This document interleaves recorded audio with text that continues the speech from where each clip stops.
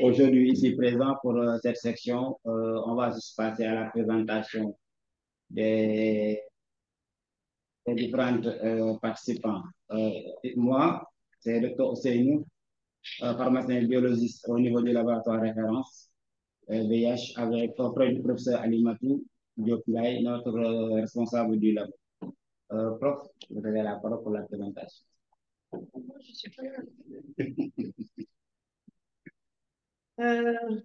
J'ai même pas eu le temps de refaire mon foulard.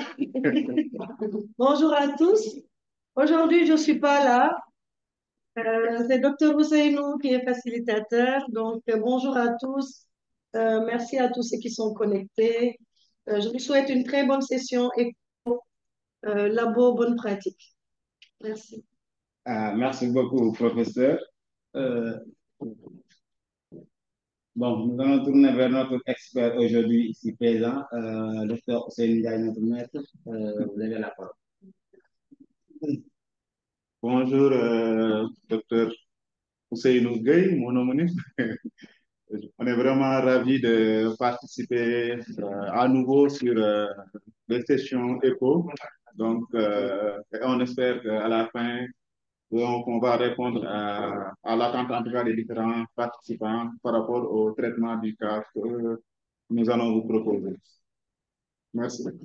Merci beaucoup, docteur Ousseynou Ndiaye, notre maître qui est ici présent pour être notre expert aujourd'hui. Monsieur Mohamed Cherifi, est-ce que vous pouvez vous présenter à la communauté, s'il vous plaît?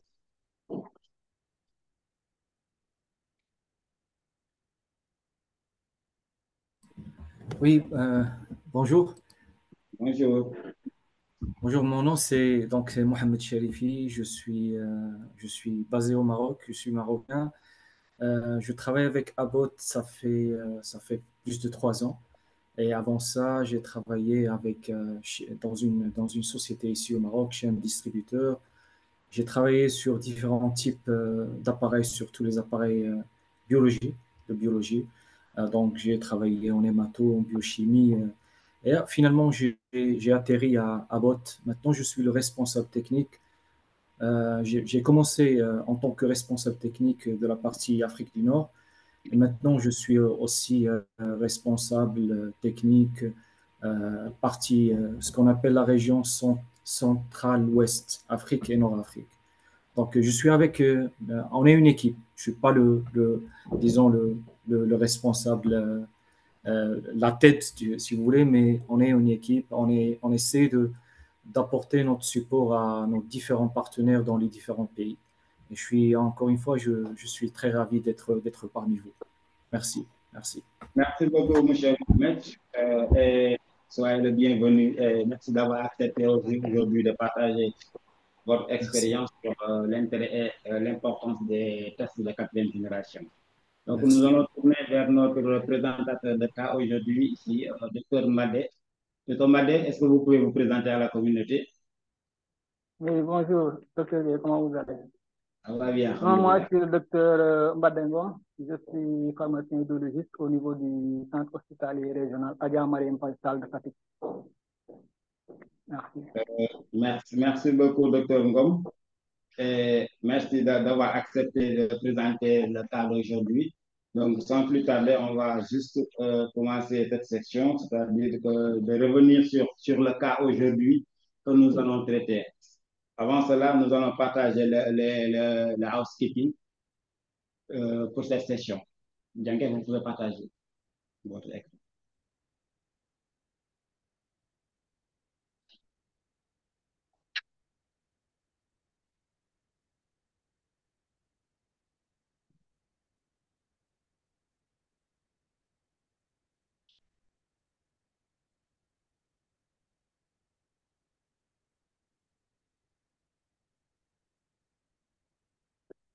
Donc aujourd'hui, nous allons parler sur l'utilisation du test de diagnostic rapide de quatrième génération du VIH, plus précisément le déterminant Detect.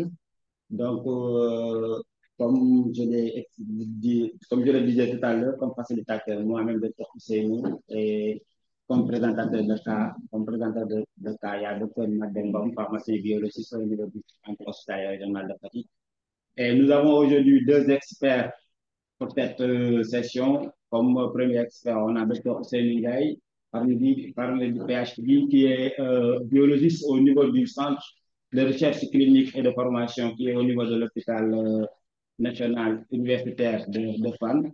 Et notre deuxième expert, M. Mohamed Charifi, qui est au niveau service technique de Abbott Rapid Test. Et comme technicien, nous avons ici M. Seydina Meng et Mme Diapo. Donc, comme l'agenda aujourd'hui, comme je l'ai dit tout à l'heure, après l'installation des participants, donc, nous allons parler sur l'introduction du cas, présentation du cas, l'échange sur la présentation du cas et ensuite on va donner la parole à notre expert qui va revenir sur la présentation des didactiques de cette session et revenir sur les différentes présentations de permis. D'accord. Ensuite, nous demandons à chacun d'entre vous de fermer votre micro lorsque vous n'avez pas la parole. Ensuite, de garder votre vidéo allumée pour qu'on puisse vous voir, s'il vous plaît, tout au long de la session. Et lorsque vous n'avez pas la parole aussi, on vous demande de bien fermer votre micro. Et si on vous donne la parole pour intervenir, on vous demande de vous présenter d'abord et de présenter votre structure et activez votre micro et dites votre nom et votre organisation. Et lorsque vous n'avez pas la parole, on vous demande de mettre votre téléphone en mode silencieux pour ne pas perturber. Et assurez-vous d'avoir aussi un bon débit d'Internet qui nous permettra au moins de ne pas avoir des problèmes de connexion. Et pour les questions aussi, on vous demande pour poser des questions, on vous demande de lever physiquement la main ou bien utiliser la fonction, le chat pour envoyer le message via le chat Diapo. Ensuite, pour toute question ou problème technique, on vous demande de le signaler auprès de notre support informatique via le chat. Et nous vous remercions aussi de saisir le nom complet et le nom de votre organisation. Et vous pouvez aussi retrouver sur le groupe WhatsApp cette session et soyez informés que cette session est enregistrée. Ça aussi, il faut qu'on vous le dise, cette session est enregistrée pour qu'on puisse le partager après pour ceux qui ne parviennent pas à suivre directement cette session. Donc, ça, c'est le lien pour accéder au groupe EcoUBM, bonne pratique. Donc, merci beaucoup, Djanké. Donc, nous retournons vers notre présentateur de cas, M. Madé. Oui, bonjour, docteur. D'accord, donc on va vous passer la parole pour présenter le cas d'aujourd'hui. Donc, on va partager votre présentation. Merci beaucoup, docteur. Permettez-moi de vous remercier de m'avoir invité dans vos sessions de bonne pratique de laboratoire. Donc, je représente aujourd'hui le laboratoire de l'hôpital régional de Fatick et aujourd'hui, nous avons comme présentation de cas pratique une difficulté d'interprétation d'un test Zermain réactif. Donc, pour ce qui concerne le système de management qualité, notre cas porte sur le processus analytique, plus précisément sur le suivi des actions correctives et préventives, mais il fait appel aussi à la procédure de vérification des méthodes. Concernant les informations de l'échantillon, il s'agit d'un sang total et le type d'analyse qui a été demandé, c'était une sérologie rétrovirale. Et on a reçu ce prélèvement le 21 juin 2024. Le nom du préleveur, c'était un médecin de notre structure et le préleveur, c'était un infirmier de notre structure. Le site de provenance, c'était la médecine interne et le prélèvement a été reçu le même jour, c'est-à-dire le 21 juin 2024. Et pour la description du cas pratique, il s'agissait d'un patient de 38 ans, sans antécédent de voyage, sans antécédent de test SRV positif. Et on l'a reçu un bilan standard qui avait donné comme résultat une glycémie qui était à 0,74, un test antigène HBS qui était positif, accompagné de transaminase qui était élevé. Et un test SRV qui avait montré 3 traits réactifs. D'habitude, les SRV qu'on utilisait avec le détermine, on avait 2 traits réactifs, un trait pour le contrôle et un trait montrant la présence des anticorps, soit anti-HB1 ou anti-VS2.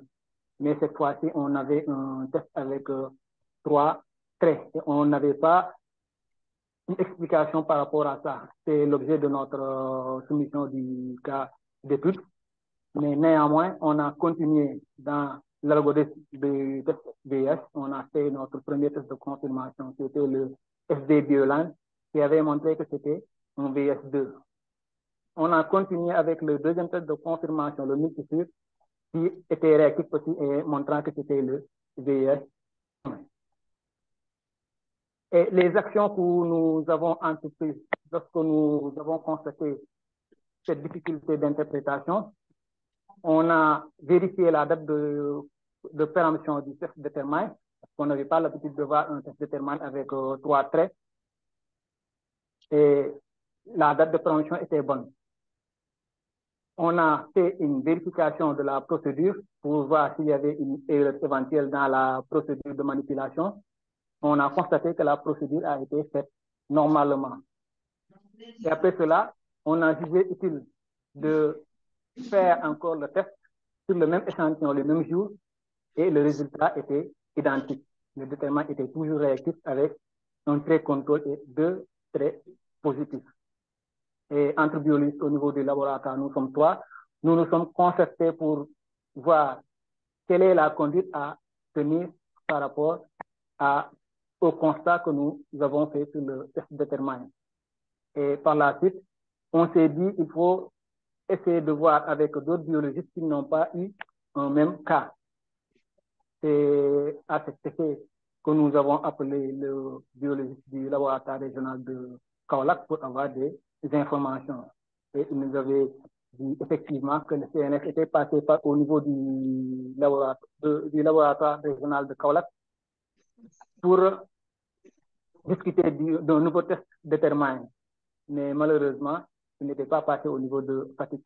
Par la suite, on a amené la question au niveau de la plateforme de formation du DSE biologie clinique pour avoir beaucoup plus d'explications. C'est là qu'on s'est rendu compte qu'il y avait un nouveau test déterminant qui était en circulation sans que les structures ne soient au courant. Par la suite, on est parti voir le test. On a ouvert le test pour faire la lecture du prospectus qui se trouve dans le test et on s'est rendu compte que ce n'était pas le même déterminant qu'on utilisait auparavant. Effectivement, c'était un nouveau test déterminant qui était le déterminant yearly detect. Donc, les difficultés qu'on a rencontrées et qui sont la suite de notre soumission, c'est une difficulté d'interprétation d'un test déterminant réactif qui était liée à la méconnaissance de la circulation de ce nouveau test de dépistage. Donc, ce nouveau test de dépistage, c'est le déterminant HIV yearly detect. Et lorsqu'on nous faisions la recherche de cause, quelle était à l'origine de ces difficultés d'interprétation? Au niveau du laboratoire, on peut retrouver une cause, ce qui est l'absence de consultation du prospectus accompagnant le test, parce que normalement, chaque test qui vient au niveau du laboratoire, à l'intérieur, il y a un prospectus. Mais comme dans la routine, à chaque fois, les techniciens, ils ouvrent le test et ils font la manipulation sans pour autant regarder à l'intérieur le prospectus qui accompagne le texte. Ça, c'est une cause qu'on peut retrouver au niveau du laboratoire. Et pour le CNLS, c'est l'absence de formation sur un nouveau test. Je pense qu'avant d'introduire un nouveau test dans la circulation, un test qui doit être par les laboratoires au niveau national, je pense que le minimum c'était de faire une petite formation pour les mettre au courant. Et enfin, on a une absence de circulaire montrant la mise en place de ce nouveau test de dépistage VIH. Donc, ce sont ces 3 causes qu'on pense être à l'origine de cette difficulté d'interprétation du test de Termain, une cause au laboratoire et deux causes au niveau national. Merci de votre attention. Donc, monsieur le facilitateur, c'était l'économie de notre cas pratique sur la difficulté d'interprétation de notre test de Termain réactif. Je vous remercie. Merci beaucoup, docteur Ngom. Merci beaucoup vraiment de partager cette carte qui vous est arrivée au niveau du par le centre hospitalier régional de Paris, qui est un cas très intéressant qui peut arriver à tout le monde. Donc, je vais essayer de faire une petite description, un petit résumé du cas que vous nous avez présenté. Donc, il s'agit d'un patient de 38 ans, qui n'avait pas d'antécédent de voyage ni de SRV qui est positif. Et maintenant, il y avait un de bilan standard qui a été fait. Et cette demande, on avait une SRV à faire dans la demande et vous l'avez fait avec le Determine. Et comme résultat obtenu avec cette test, le Determine était revenu réactif, mais avec trois traits, comme vous l'avez dit, ce que vous n'avez pas l'habitude de voir. Et maintenant, vous avez procédé à faire les tests de confirmation. Donc, pour le test de première confirmation, c'était réactif et ça a donné du VIH1 qui a été fait avec le SD Bioline et vous avez procédé au deuxième test de confirmation en suivant l'algorithme avec la multisure qui est aussi toujours revenu positif avec une confirmation du premier test de confirmation qui a confirmé ses résultats, qui est revenu toujours HIV VIH1. Et comme action qui a été entreprise, d'abord, vous avez fait la vérification de la date de préemption parce que les résultats obtenus, vous avez un peu cliqué, vous n'avez pas l'habitude de voir le déterminant avec trois traits, donc vous pensez utiliser le déterminant classique. Vous avez vérifié la date de préemption du déterminant. Ensuite, vous avez vérifié la procédure du test pour voir si le test a été bien réalisé. Et vous avez repris le test avec le même échantillon.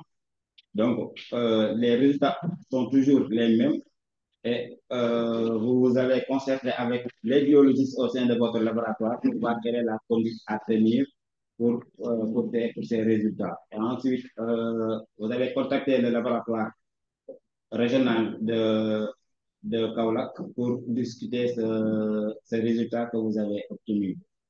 Après discussion aussi, le cas a été exposé au niveau du groupe des biologistes, au niveau de la formation des continue des biologistes cliniques pour avoir aussi, leur avis. Et après, il y avait un retour au niveau de la notice qui est au niveau qui vient avec les tests pour pouvoir au moins bien se situer avec ces tests. Donc, pour voir le contenu du test. Et comme difficulté rencontrée, qui sont les raisons de la soumission du cas aujourd'hui, d'abord, c'est de voir l'interprétation du test de Determine qui est réactif. Et ensuite, une méconnaissance dans la circulation d'un nouveau test de dépistage qui n'était pas, que l'information n'était pas passée. Donc, il s'agit bien de Determine early detect. Donc, je pense que, docteur Ngom, est-ce que j'ai bien résumé votre cas? Oui, c'est ça. Merci beaucoup, docteur. Vous avez été fidèle de la présentation du cas. D'accord, merci beaucoup. Donc, nous allons tourner au niveau de la communauté pour leur passer la parole. Il y a des questions à poser. Donc, nous vous demandons si vous avez des questions de lever la main physiquement ou bien de l'écrire au niveau du chat. Donc, vous avez la parole pour poser des questions à notre présentateur du cas aujourd'hui.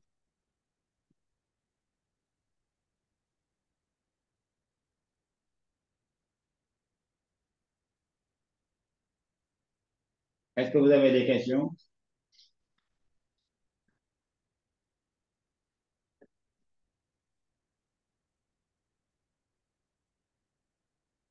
Donc, je pense que s'il n'y a pas de questions, on va essayer de retourner auprès de notre expert ici présent pour lui demander s'il a des questions de clarification à poser à notre présentateur de cas aujourd'hui. Docteur Ousseynou, vous avez la parole.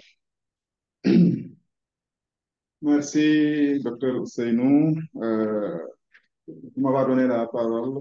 On félicite également docteur Mbade pour la qualité de la présentation et pour également avoir proposé ce cas d'école qu'on rencontre parfois dans nos laboratoires. La question que je vais poser porte sur un peu l'étape préanalytique. Je voudrais savoir, est-ce que vous avez des procédures pour la réception des intrants pour vous permettre de vérifier la conformité des produits que vous recevez?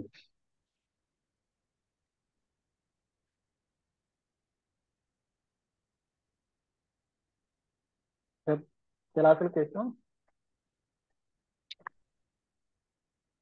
Il y Oui, a une c'est autre la... question. D'accord. Monsieur Dr. Ngom, j'espère que vous avez bien noté la question du docteur Ousseynou. Oui, oui, oui. D'accord. Donc, est-ce que vous pouvez revenir sur sa question? Merci beaucoup, docteur Ousseynou Gueye, et merci à l'autre Ousseynou. Je pense que vous êtes déjà venu. Ousseynou Gueye. Donc, Tout à docteur fait. Ousseynou Gueye a posé une question sur l'existence d'une procédure de réception des produits qui arrivent au niveau du laboratoire. Donc, pour la réception des produits en général, les produits arrivent d'abord au niveau de la pharmacie. Là-bas, il y a une procédure. Mais au niveau du laboratoire, on n'a pas de procédure qui nous permet de faire la réception, vu que la réception a été déjà faite au niveau du laboratoire, au niveau de la pharmacie centrale. Mais au niveau du laboratoire, il n'existe pas cette procédure de réception et de vérification des produits qui arrivent au niveau du laboratoire. Merci. Merci beaucoup, docteur Ngom. Monsieur Mohamed Cherifi, est-ce que vous avez une question à poser à notre présentateur de cas? Non, non, pas de question. Pas de question. Merci. D'accord. Merci beaucoup. Nous allons retourner vers la communauté pour voir est-ce qu'il y a des questions. Est-ce qu'il y a des questions à poser?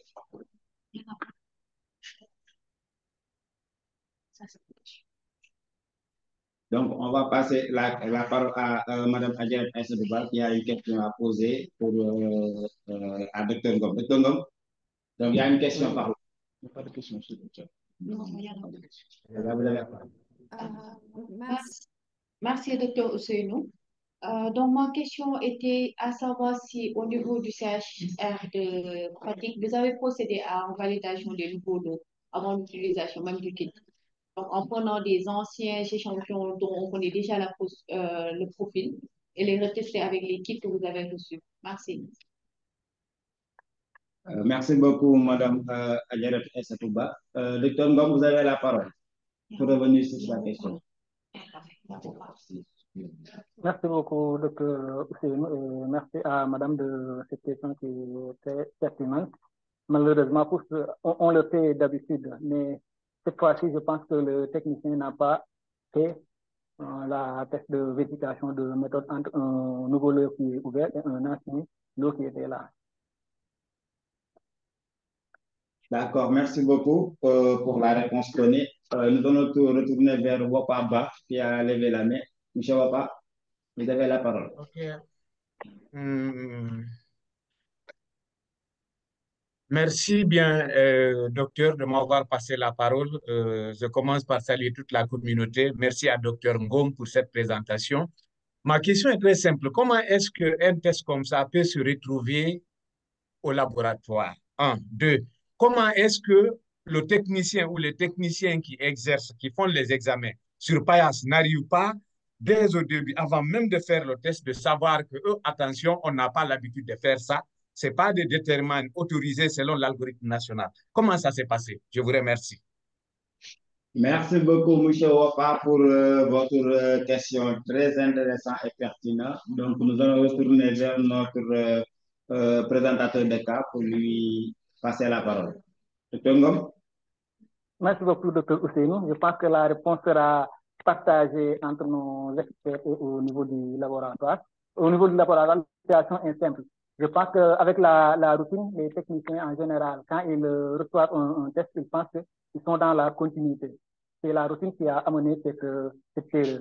Mais une autre erreur, je pense que ça sera au niveau national d'apporter des éclaircissements, parce que ce n'est pas quand même évident de mettre un nouveau test en circulation au niveau des laboratoires sans que les labos qui sont censés effectuer ce test ne soient au courant.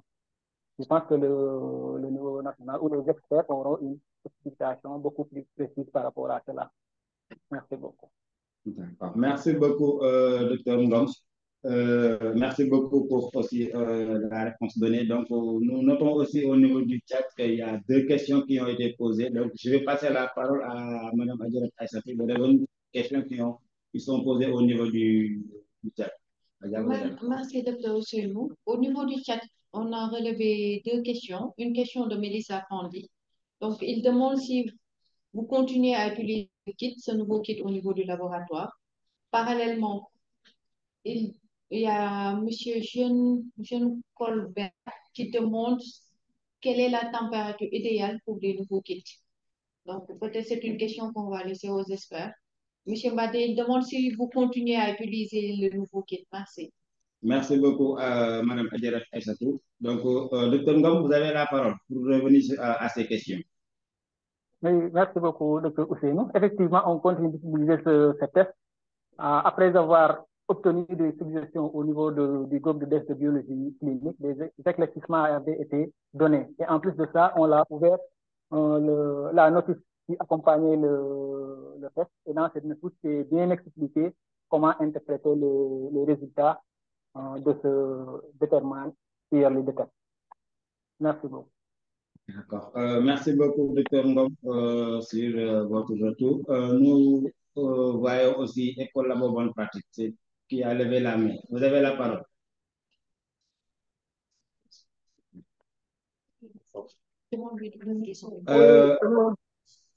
C'est bon. Voilà. Oui, bonjour Ousseynou. Donc, merci beaucoup pour la question qui a été posée, je crois, par WOPA, par rapport à comment est-ce qu'un test comme cela a pu être introduit dans le pays ou dans les laboratoires. Alors, je ne suis pas le programme national. Malheureusement, je pense qu'il n'y a personne du programme national, mais nous sommes le laboratoire de référence et nous avons, de ce que je sais, c'est que ce kit avait été acheté par le CNLS.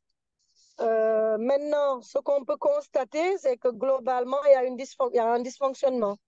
Il y a un dysfonctionnement parce qu'effectivement, le test a été distribué au niveau des PRA sans que... je ne pense pas que le test ait été déposé directement au niveau du laboratoire. Il a été déposé peut-être au niveau de la pharmacie d'approvisionnement. Donc, j'imagine qu'une demande de test a dû être faite. Peut-être que c'est Badé qui va confirmer cela. Une demande de test a été faite en approvisionnement donc au niveau de la pharmacie et la pharmacie a livré cela. Alors, est-ce que la pharmacie n'a pas fait la différence entre Determine et Determine Early? C'est une question légitime qu'on peut se poser. Est-ce que aussi au niveau du laboratoire, quand ils ont reçu, je crois que la question a déjà été posée, on a vérifié que ce qu'on avait commandé, c'est bien ce qui est arrivé. Parce que je crois quand même que les boîtes n'ont pas à peu près la même couleur. Peut-être que les sachets n'ont pas la même couleur. Peut-être qu'ils vont y revenir. Mais ce qui est certain, c'est que effectivement, le kit, il a été acheté par le programme. Comment il s'est retrouvé dans les laboratoires, je pense que Madé pourra confirmer, mais habituellement, il y a une demande qui est faite, une expression de besoin, et puis qui va au niveau de la pharmacie, et la pharmacie fait la livraison. J'imagine que l'hôpital a dû faire une expression de Determine. Maintenant, est-ce que la première erreur a eu lieu au niveau de la PRA qui a livré ce qu'il pensait être la même chose? Et aussi au niveau du laboratoire, peut-être que les vérifications idoines n'ont pas été faites avant d'utiliser. Donc voilà ce que je voulais dire. Je ne sais pas si Dr Kumba de la DLSI ou quelqu'un d'autre du programme est connecté. Peut-être qu'ils pourront répondre à cette question. Merci. Merci beaucoup, prof, pour votre intervention. Donc, est-ce qu'au niveau de la communauté, il y a quelqu'un de la DLC qui pourrait au moins venir apporter quelques interventions sur cette test qu'on a retrouvé dans le circuit des réactifs? Docteur Madé, est-ce que vous avez quelque chose à ajouter? Oui, effectivement, docteur Ousseynou. Je pense que le labo avait fait une demande d'approvisionnement en déterminant. Donc, la FRA a livré un déterminant, parce que quand il voit un déterminant, il livre un déterminant. Mais il s'est trouvé qu'on utilisait le déterminant classique. Et effectivement, les vérifications ne sont pas passées normalement au niveau du laboratoire, parce que le test arrive au niveau de la pharmacie et le labo fait une commande au niveau de la pharmacie. Et quand nous commandons déterminant, ils ont livré le déterminant yearly. Et il y a effectivement une première erreur qui s'est retrouvée au niveau du laboratoire. On n'a pas fait les vérifications nécessaires pour savoir si c'est le déterminant classique ou un autre déterminant. Donc, c'est la routine qui est la cause de cela. On va essayer dans la prochaine fois de corriger cette erreur au niveau du laboratoire. Mais effectivement, c'est une erreur au niveau du laboratoire. Mais ça ne dédouane pas aussi, je pense, le niveau national. Parce que quand vous introduisez un niveau test, le minimum, c'est dans le cas où vous ne pouvez, il n'y a pas eu de formation par rapport à ce niveau test, d'aviser les structures, soit c'est par la FRA ou aviser directement les laboratoires. Mais je pense que l'erreur est partagée entre la CNS et la DLC et au niveau du laboratoire. Je vous remercie. Merci beaucoup, Dr Ngom. Est-ce que dans la communauté, il y a d'autres questions? Donc, s'il n'y a pas d'autres questions, donc est-ce qu'il y a des recommandations à donner pour ce cas au niveau de la communauté? Est-ce que vous avez des recommandations?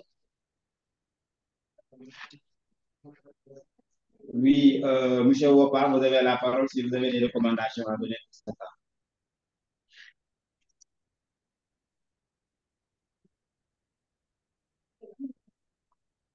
M. Wopa? Je rebondis encore une petite question. Est-ce que l'autorisation de mise sur le marché d'un test de diagnostic est obligatoire au Sénégal? D'accord. Merci beaucoup, M. Wopa, pour votre question. Donc, je vais revenir sur prof pour lui demander est-ce qu'elle pourra revenir sur la question de M. Wopa. Prof, vous avez la parole.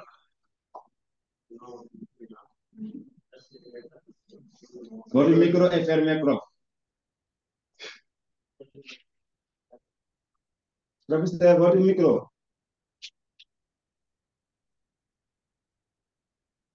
Votre micro est fermé. Oui. En fait, je suis connectée avec mon téléphone. Je n'arrivais pas à trouver le micro. Est-ce que vous m'entendez? Oui, c'est bon, nous recevons. Voilà, donc, oui ou pas, avant qu'un test ne soit introduit au Sénégal, il y a toujours d'abord une évaluation, habituellement par le labo de référence qui est faite. Suite à cette évaluation, dépendent selon les modes d'acquisition. Si l'acquisition se fait via la PNA, il y a un appel d'offres. Mais l'acquisition peut se faire, la PNA, c'est notre pharmacie nationale d'approvisionnement. Mais l'acquisition peut se faire via la plateforme Wambo. C'est un test qui est acheté directement avec le Fonds mondial. Et je pense que ce test-là, effectivement, il n'est pas passé par la pharmacie nationale d'approvisionnement. Il a été acquis via Wambo.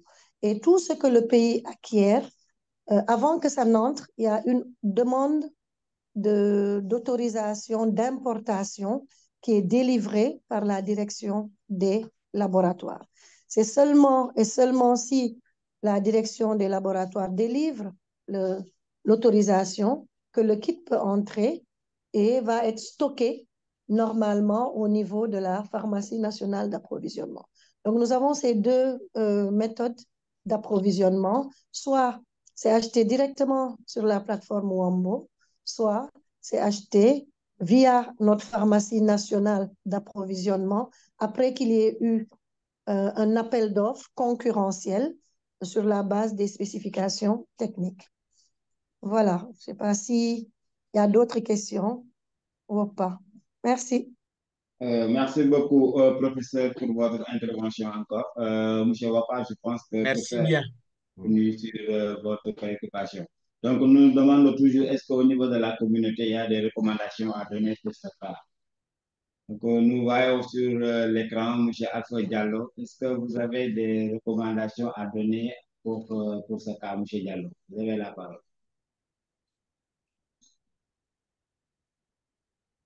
M. Diallo, votre micro est fermé. Ma recommandation est très simple. Je pense que nous sommes partis loin du problème. Nous sommes en train de nous adresser à un problème de test. Est-ce que vous m'entendez? Est-ce que vous m'entendez? Oui, c'est bon, nous vous recevons. Ok, le problème ici, la recommandation est peut-être qu'il faudrait un meilleur contrôle des activités au niveau de la réception même du laboratoire et ensuite un contrôle très serré des résultats avant même qu'il n'y ait un problème. Cela va prévenir des incidents dans le futur. Merci. Merci beaucoup, M. Alpha. Vraiment, merci beaucoup pour votre recommandation. Donc, nous retournons vers le chat. Ganchiri, vous avez la parole pour vos recommandations. Madame Ganchiri, Cheikh Fall.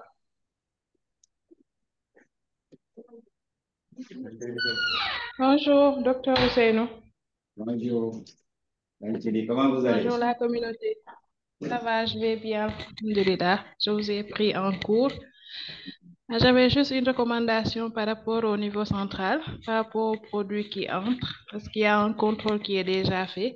Et des fois, au niveau des frais, je pense que la destination n'est pas bien écrite. Donc, des fois, la commande est lancée et on vous livre d'autres produits. Donc, peut-être accentuer sur ce problème et que peut-être ça peut diminuer les erreurs au niveau des réceptions de ces produits. Merci.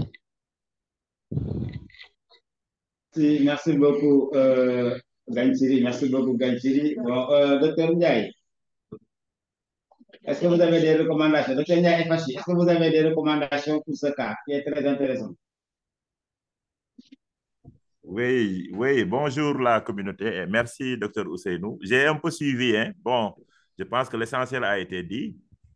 C'est d'abord un problème d'information. Quand un nouveau produit arrive, quand même, il faut prendre la peine de faire une note introduite. Et s'il le faut, même faire une orientation par rapport au nouveau produit. Ça va nous éviter certaines difficultés, n'est-ce pas?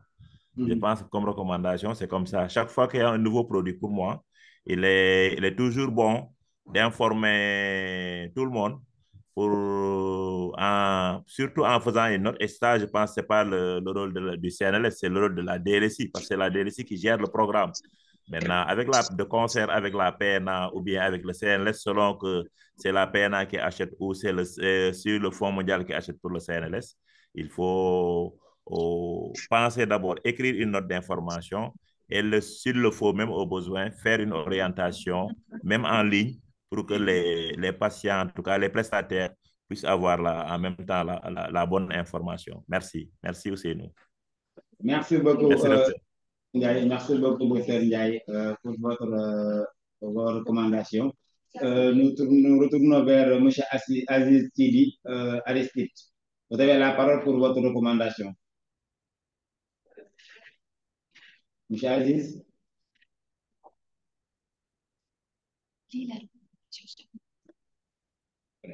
Oui, allô, j'espère que ça passe maintenant. Bonjour. Bonjour. Alors, je ne sais pas si je n'ai pas raté un fil dans les échanges. Merci déjà pour ce cas qui a été présenté. Moi, j'en avais 2 ou 3 par là. Au niveau central, c'est de pouvoir capaciter tous les acteurs avant toute introduction de nouvelles techniques ou encore de nouveaux tests dans le système afin de pouvoir revoir tout ce qui est logigramme ou organigramme dans la réalisation des différents tests. Et au niveau du laboratoire, je pense que si ça peut être une recommandation ou une suggestion, c'est de disposer d'une SOP comme quelqu'un l'a déjà suggéré dans une des questions afin de pouvoir harmoniser ou encore savoir détecter tout ce qui est nouvelles indications par rapport à la réception des intrants et des réactifs en général, hein, et toujours se fier à la notice avant toute réalisation de tests au laboratoire. Voilà un peu ma petite contribution en termes de recommandations. Je vous remercie.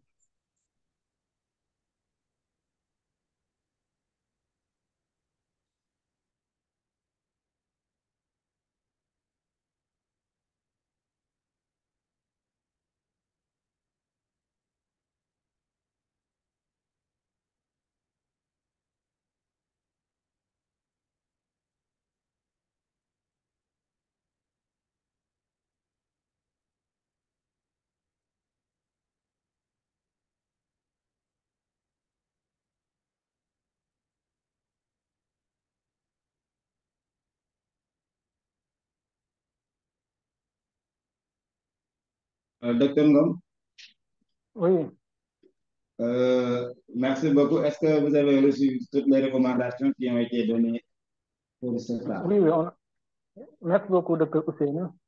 On a pris note par rapport aux recommandations qui consistent au niveau du laboratoire, précisément la mise en place d'une procédure de réception de tout réactif qui arrive au niveau du laboratoire, et ce qui est toujours à la notice des réactifs qui arrivent au niveau du laboratoire avant leur utilisation. Donc, le laboratoire va s'atteler à la mise en place de ces recommandations pour corriger d'éventuelles erreurs qui peuvent survenir. Merci beaucoup. Merci beaucoup, Dr. Ngom. Vraiment, merci beaucoup pour votre participation. Donc, nous retournons vers notre expert aujourd'hui, Dr. Ousseynou Ndiaye, pour faire un résumé des recommandations avant de faire le consensus. Dr. Ousseynou, vous avez la parole. Merci, monsieur le modérateur. On remercie encore Dr. Mbade Ngom pour l'exposé qu'il a fait et qui ont suscité quelques questions et également des recommandations de la part de la communauté. Je m'avais un peu faire le résumé des recommandations en tout cas qui ont été formulées par la communauté. L'une des premières recommandations vient de M. Alpha Diallo, qui recommande un meilleur contrôle au niveau de la réception et au niveau des réceptions et des rendus de résultats. Je pense qu'il veut dire par là qu'il faut mettre en place des procédures de réception des intrants qui permettent de détecter très tôt qu'il y a des problèmes, erreurs liées à la livraison. Je pense que notre présentateur de cas a dit tantôt qu'il y avait la réception se faisait au niveau de la pharmacie centrale de l'hôpital, mais ça n'empêche en rien qu'au niveau du laboratoire, qu'on puisse avoir des procédures de réception pour vous permettre de détecter. Parce qu'entre la pharmacie et le laboratoire, même il peut se produire des incidents. Donc, d'où la nécessité d'avoir au niveau du laboratoire des procédures internes qui vous permettent d'anticiper ce type de problème. Il y a également dans la communauté qui ont proposé les tests de vérification de l'eau. Je pense que c'est également très important. Si vous aviez procédé aux tests de vérification, vous aurez pu vous rendre compte qu'il y a la présence d'une autre bande, d'une troisième bande, la bande antigène P24, et vous aurez pu gérer ce problème même avant de commencer à analyser, à utiliser les tests dans la routine. Donc, il y a également Mme Kansiri qui a donné des recommandations au niveau central avec de se focaliser sur les désignations pour éviter les problèmes durant la livraison. Je pense que, bon, c'est vrai qu'il y a l'harmonisation qui est en cours pour un peu harmoniser entre les laboratoires et les différents prestataires des catalogues qui vont permettre un peu de gérer ces problèmes-là. Donc, comme également le professeur Alimatou l'a dit, je pense qu'il y a des manquements au niveau central. Moi-même, j'avais participé à la formation des formateurs lorsque le kit Determine est arrivé au niveau du pays.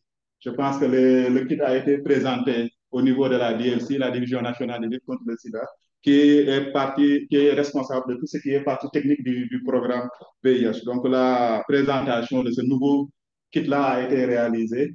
Et je pense que durant la présentation de Early Detect, les recommandations étaient qu'on puisse, avant de le rendre disponible au niveau des laboratoires, qu'on puisse faire au moins une orientation, même s'il n'y a pas beaucoup d'évolution entre le déterminant classique et le déterminant early detect, au moins organiser des ateliers de formation, d'orientation, avant de le rendre disponible au niveau des structures. Je pense qu'on a eu un petit retard entre le fait que les produits ont été livrés et la formation. Donc, si on entend même Dr Ngom parler, il y a eu des formations, par exemple, qui ont été réalisées au niveau de Kaolack, mais je pense que là, en tout cas, les sessions de formation n'ont pas été complètes. Je pense que c'est des manquements au niveau du programme. Donc, il faut également dire à la décharge du programme qu'il y a eu beaucoup d'évolution dans l'utilisation des tests qui sont utilisés au Sénégal. Je sais que lorsqu'on a voulu migrer vers le déterminant de détect, après, pour la test de première intention, il y a le Wonderful qui est arrivé, qui a un peu bouleversé un peu les stratégies qui étaient mises en place. Donc, normalement, même les déterminants de détect ne doivent plus figurer d'ici quelques temps au niveau des laboratoires. Donc, il y a également Dr Ndiaye de FHI qui est un peu revenu sur le fait d'élaborer une note technique, c'est très important. Avant même que les kits ne soient, que les formations soient délivrées au niveau des prestataires, que la division puisse écrire des notes techniques pour dire qu'il y a à la place du déterminant classique un déterminant early detect qui a été, qui vont être utilisés dans le pays. Donc, cela permettra vraiment d'éviter ce genre de manquement. Et il a même proposé des orientations en ligne un peu pour minimiser les coûts au niveau du programme. Donc, il y a également M. Aziz qui est revenu sur les orientations qui doivent être effectuées au niveau central et les SOP également qui doivent être élaborés. Aussi bien les SOP pour la réception des prélèvements, mais également pour la vérification des nouveaux lots qui permettent un peu d'anticiper ces éventuels types de problèmes qui peuvent se produire. Je pense que si je n'ai pas sauté quelques recommandations, c'est les propositions en tout cas de la communauté. Merci beaucoup, monsieur l'expert, notre soumetteur ici. Merci beaucoup aussi pour le résumé de ces recommandations qui ont été faites à la communauté. Donc, sans plus tarder, on va passer à la présentation de l'expert 1, ici présent, qui est Dr Ousseynou Ndiaye, parmi qui est aussi responsable du labo de recherche au niveau de l'hôpital centre hospitalier universitaire de Panne. Donc, on va essayer de partager sa présentation avec la communauté. Donc, est-ce que vous pouvez partager la présentation de votre.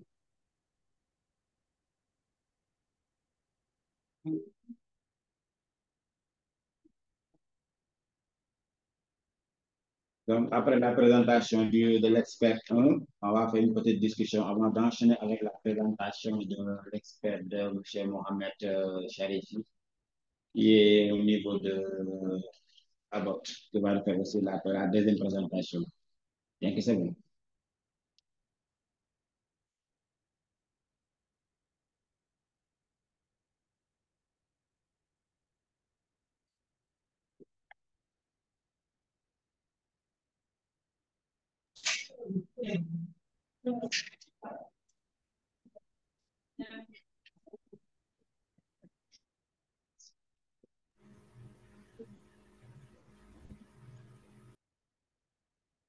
Merci beaucoup, Bianca, d'avoir partagé la présentation. Docteur Ousseynou, vous avez la parole pour la présentation. Merci, Dr Ousseynou Gueye. Donc, je vais faire une petite présentation sur les recommandations de l'OMS sur les algorithmes de dépistage de VIH qui sont utilisés. Donc, je tiens également à remercier le professeur Alimatou, avec qui on avait discuté avant la présentation, et qui a bien voulu partager avec nous quelques diapositives liées aux recommandations, aux lignes directives de l'OMS. Diapositives. Donc, je vais commencer par cette slide qui un peu revient sur les différentes lignes directrices qui ont été proposées par l'OMS depuis 2015 par rapport aux services de dépistage, mais également aux algorithmes qui sont utilisés dans nos laboratoires.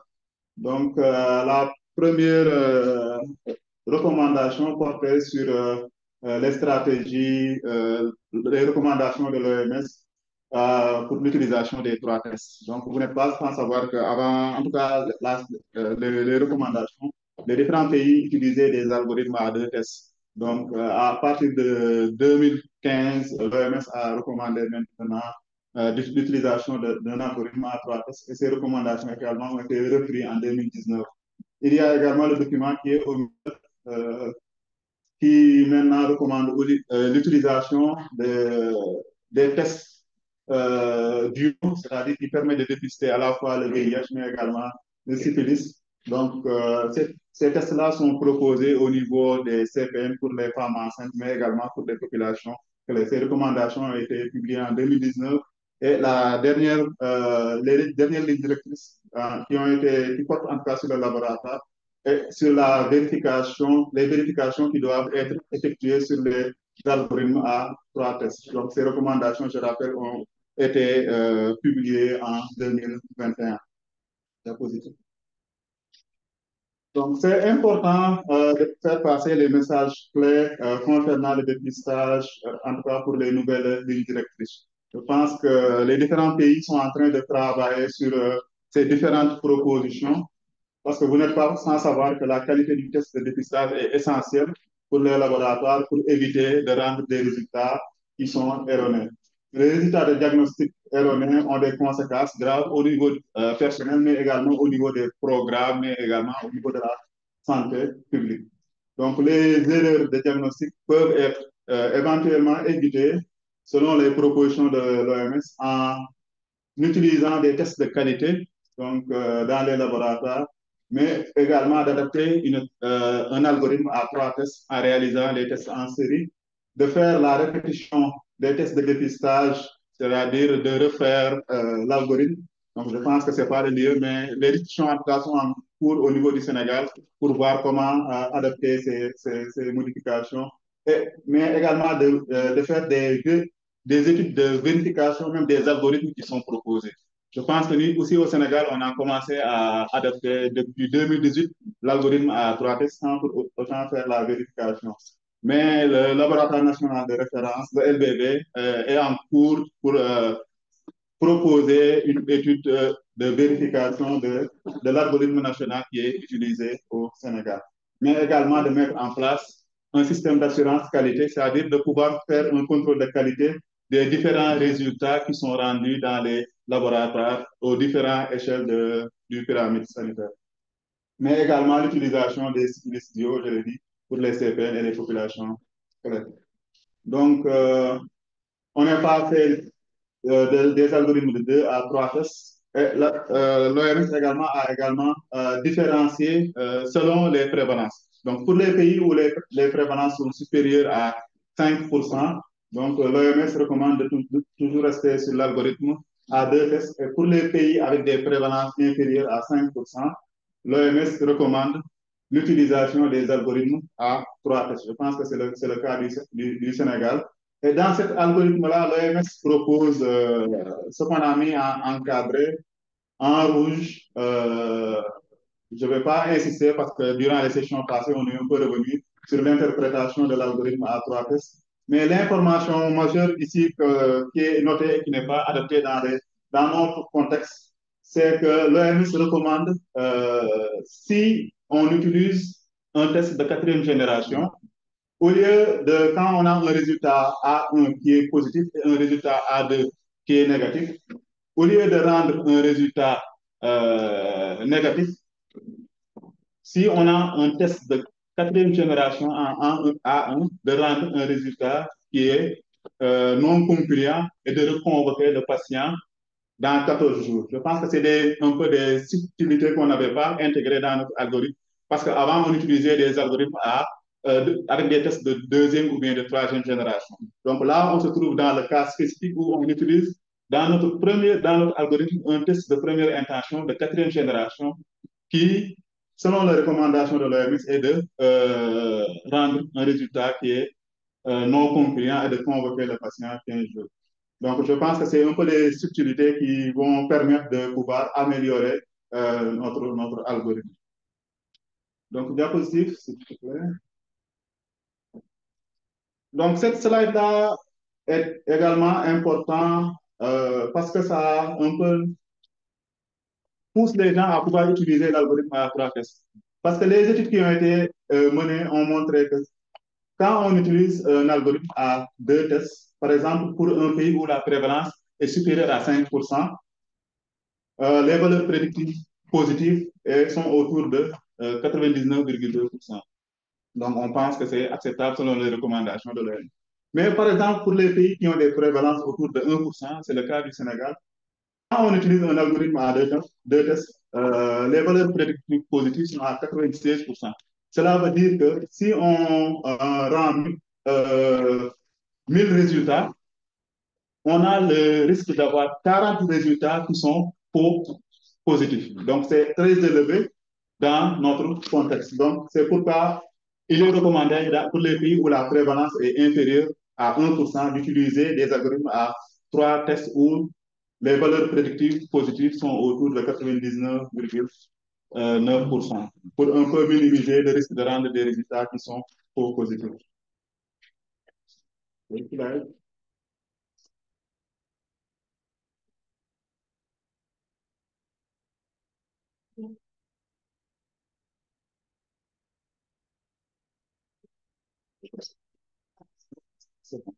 Donc là également, le cas d'aujourd'hui m'a un peu poussé à revenir sur cette slide-là qu'on pense qui est dépassée, mais qui est très important, qui te montre l'évolution des marqueurs. Donc, en jaune, je ne vois pas bien, jaune ou orange, on a l'évolution pour la charge virale ARN. En rouge, c'est pour l'antigène P24 et en bleu, c'est pour les anticorps. Vous voyez sur cette slide-là que c'est les acides nucléiques qui apparaissent en premier. L'ARN, on le voit à partir même de 15 jours, on peut avoir l'ARN. Donc, pour l'antigène P24, on l'a à partir de 15 à 16 jours. Donc, ça sort avant les anticorps. Et les anticorps, on va les avoir à partir entre 20 et 22 jours. Donc, c'est normal quand on a un type qui contient la P24 qu'on puisse avoir même l'apparition des marqueurs des antigènes P24 qui font penser qu'on a un résultat, par exemple, pour les autres tests de troisième génération qui ont seulement l'anticorps d'avoir un résultat qui est faux positif alors que le patient est en séroconversion. C'est pourquoi l'OMS maintenant a recommandé, si on a un A1 qui est positif et un A2 qui est négatif, d'attendre 14 jours le temps que les anticorps se marquent pour pouvoir conclure à un résultat qui est positif ou bien qui est négatif. Donc là, c'est l'algorithme pour le Sénégal qui propose de refaire le T1 et le T2. Et si les résultats de T1 sortent positifs et le résultat de T2 sort négatif, qu'on déclare le patient négatif.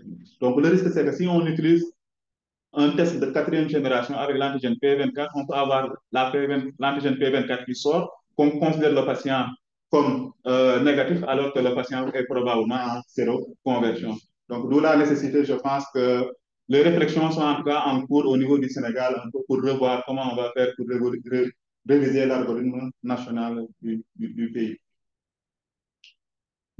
Donc, je partage également avec vous cette note technique. Je pense qu'il y a beaucoup d'évolutions au niveau de l'algorithme pour le Sénégal.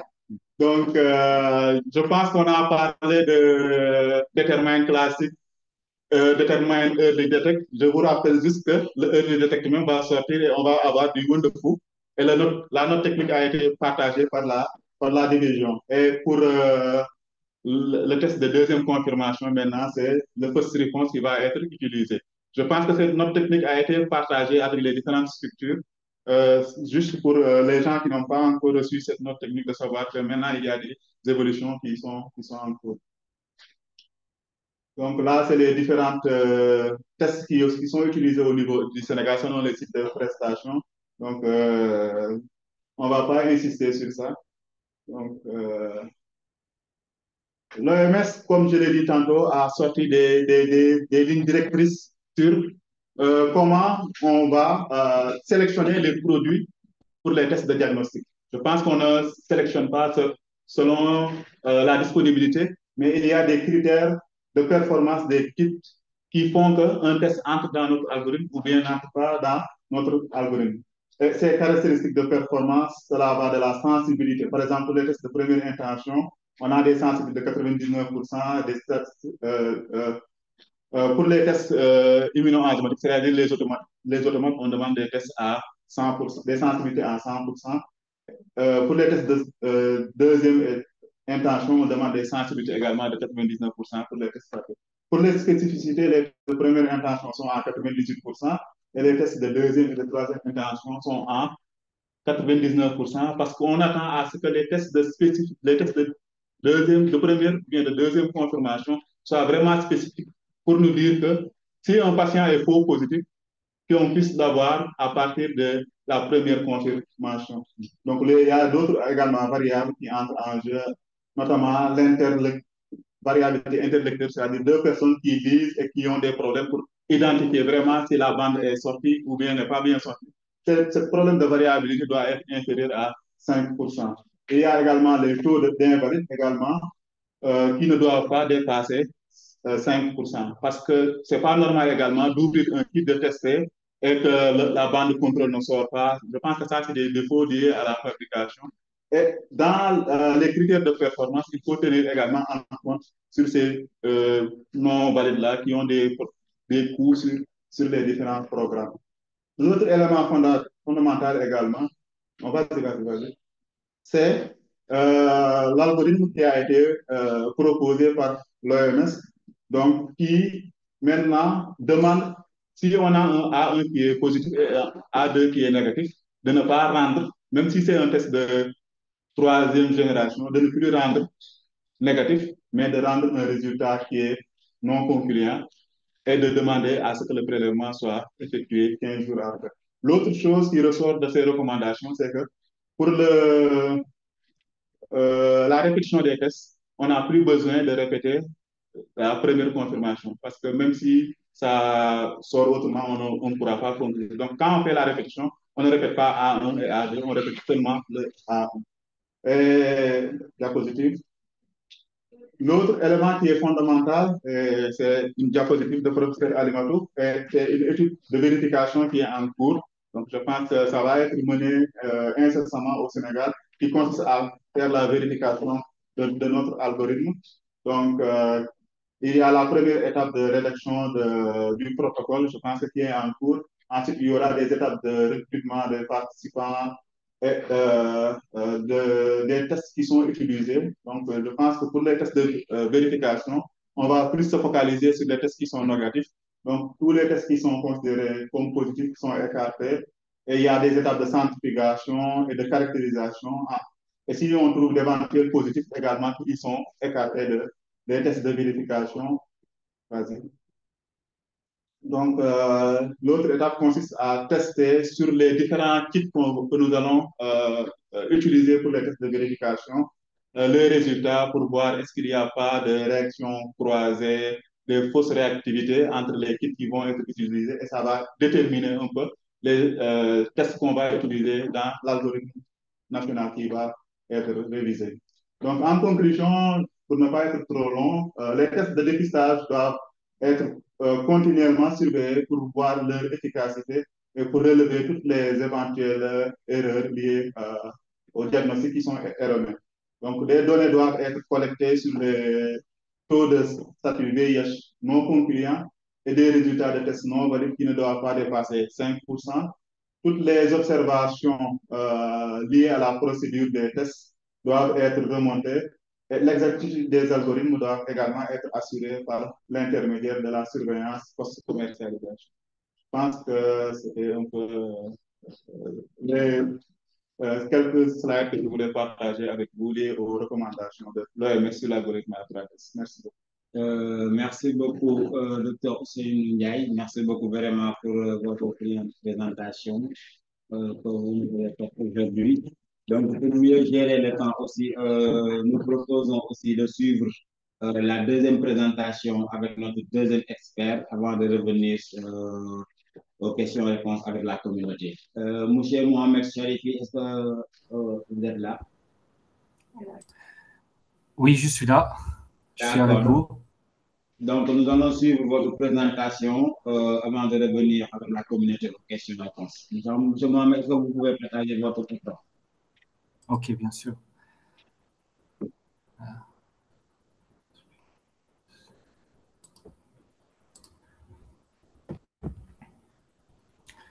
Vous voyez mon écran?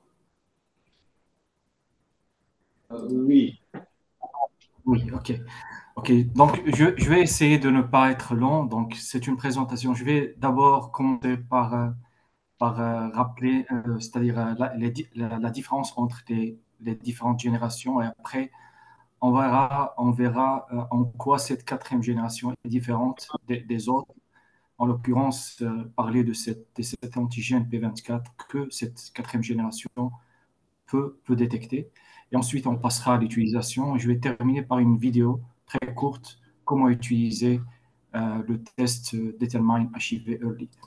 Donc d'abord, je vais commencer par ce site. Vous pouvez se mettre en mode diapo. En mode diaporama, s'il vous plaît. Pardon? Mode diaporama, ok. Voilà. Ok. Je vais juste, pour qu'il n'y ait pas de coupure, je vais passer en mode diapo. Ok. C'est bon maintenant?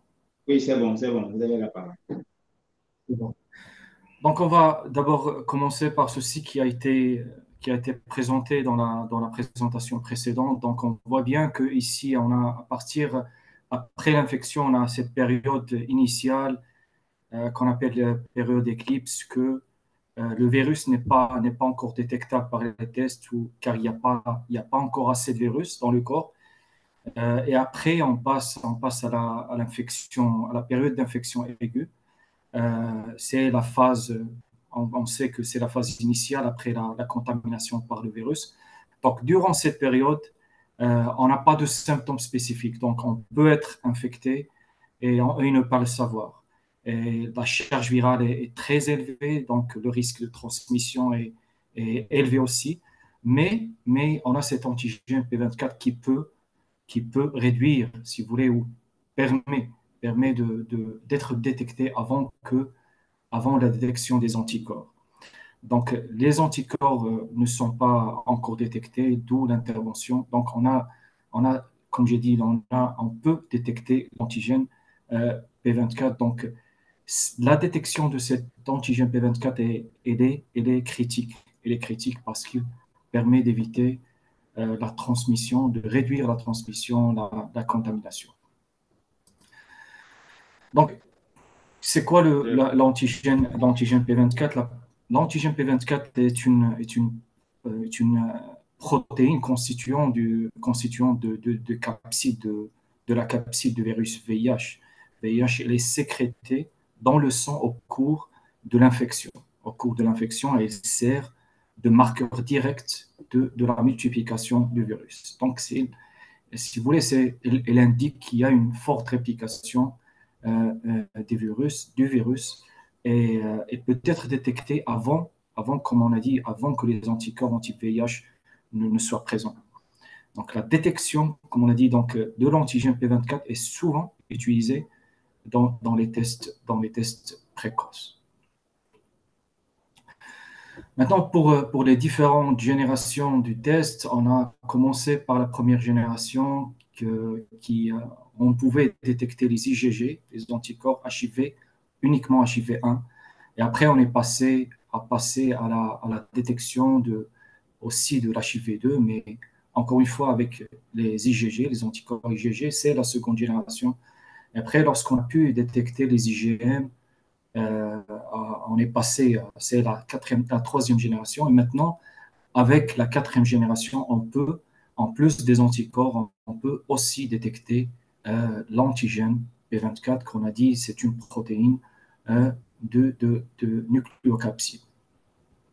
On voit ici dans ce schéma ou dans ce cycle, c'est-à-dire les différentes générations de tests et où ils peuvent c'est-à-dire ils peuvent s'introduire pour la détection du HIV. Ici, on a le diagramme, c'est-à-dire le cycle après l'infection, donc suivant les jours. Donc, on a ici la période où aucun test ne peut détecter le HIV. Après, on a la présence de l'ARN du HIV où on a l'intervention, si vous voulez, des tests de biologie moléculaire, on peut détecter l'ARN. Et après, ensuite, on a notre test de quatrième génération où on peut détecter notre antigène P24. Ensuite, on a dit donc pour les première, deuxième, troisième génération qui ne peuvent détecter que l'anticorps, que les anticorps HIV1 et HIV2. Donc on voit que le test de quatrième génération est bien positionné après si vous voulez, les tests de biologie moléculaire. Donc comment ça marche? Donc l'antigène, la détection se fait surtout, on dit que la détection de l'antigène P24, on détecte, si vous voulez, l'antigène libre non immunocomplexé. Donc, il est libre, il circule, mais dès qu'il y a présence d'anticorps, donc qu'il y a production d'anticorps, cet antigène devient complexé. Donc, il sera complexé par les anticorps. On ne peut plus en détecter cet antigène.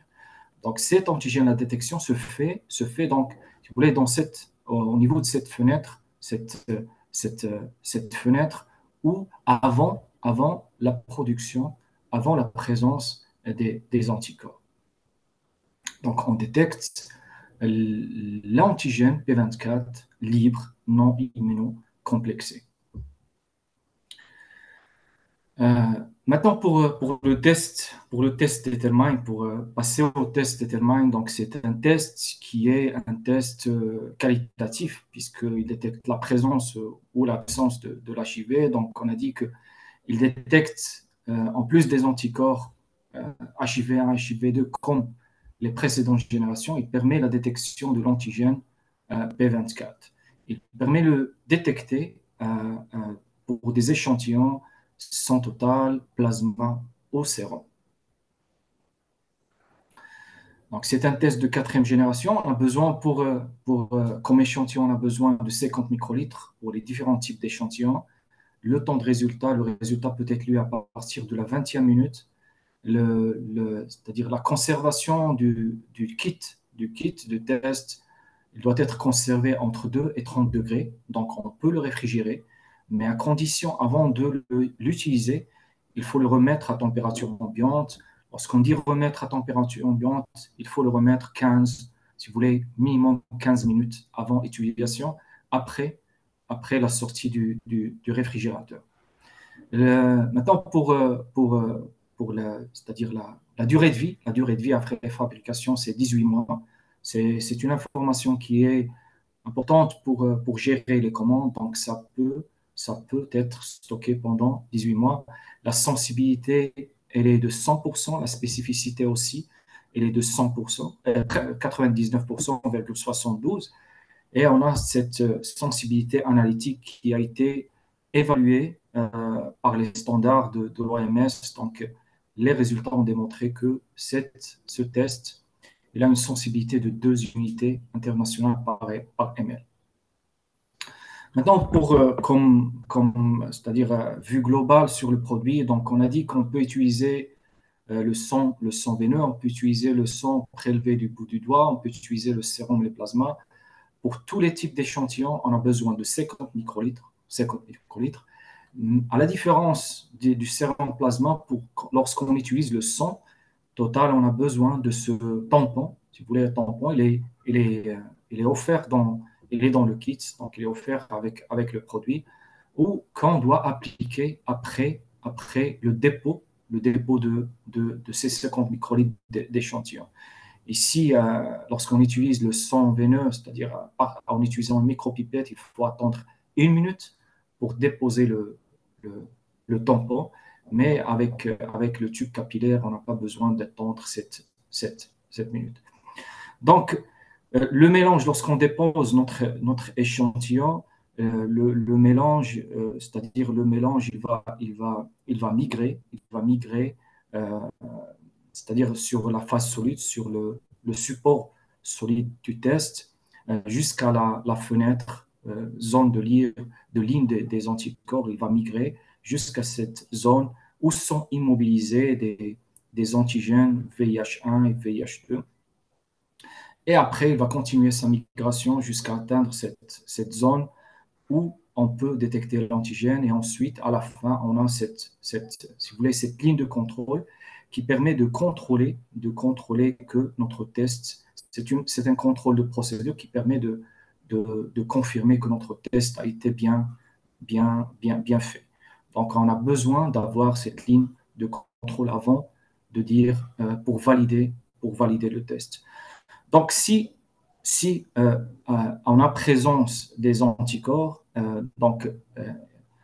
si les anticorps sont présents, ils vont être liés aux antigènes qui sont présents dans cette première zone.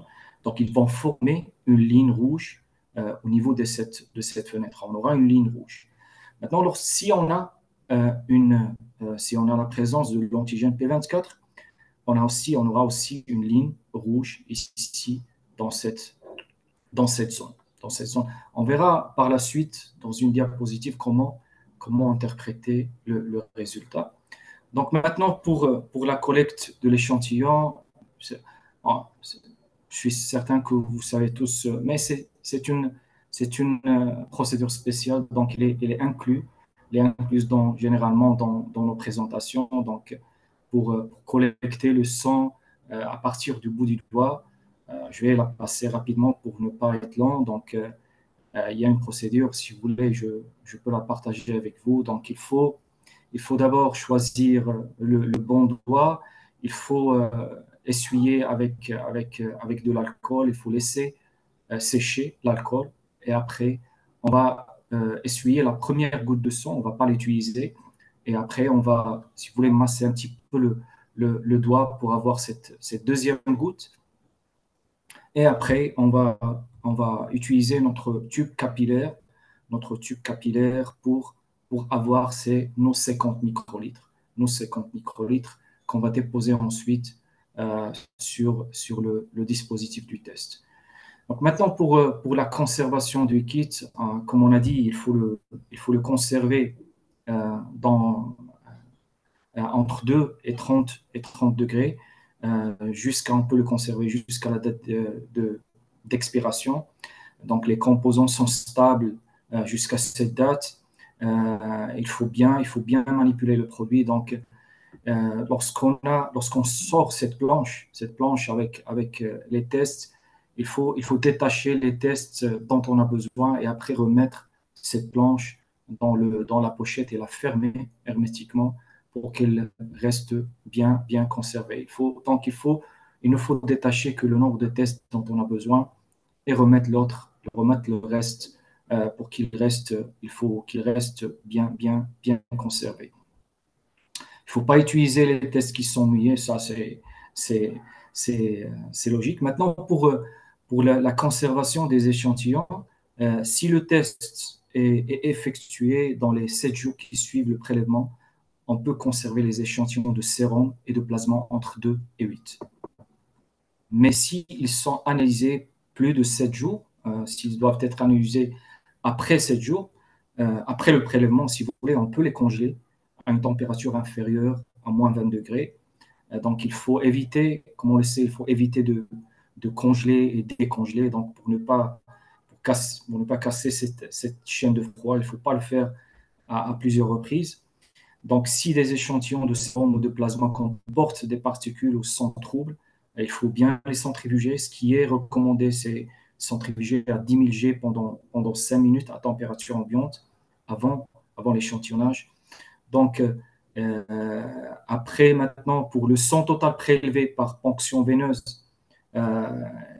il est conservé on peut le conserver entre 2 et 8. On ne doit pas le congeler et le test doit être fait dans les 7 jours suivant le prélèvement. Donc, à l'inverse de ce qui se fait avec le sérum de plasma, où on peut congeler le sang total, il ne faut pas le congeler, il faut le tester dans les 7 jours après le prélèvement, à condition de le conserver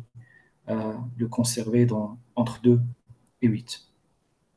Maintenant, pour le sang prélevé sur le bout du doigt, il doit être analysé immédiatement. Donc, sang prélevé sur le bout du doigt, à tester immédiatement. Si on a un sang total, ponction veineuse, ce qui est recommandé, c'est le tester immédiatement. Mais si on peut le conserver entre 2 et 8 pendant 7 jours.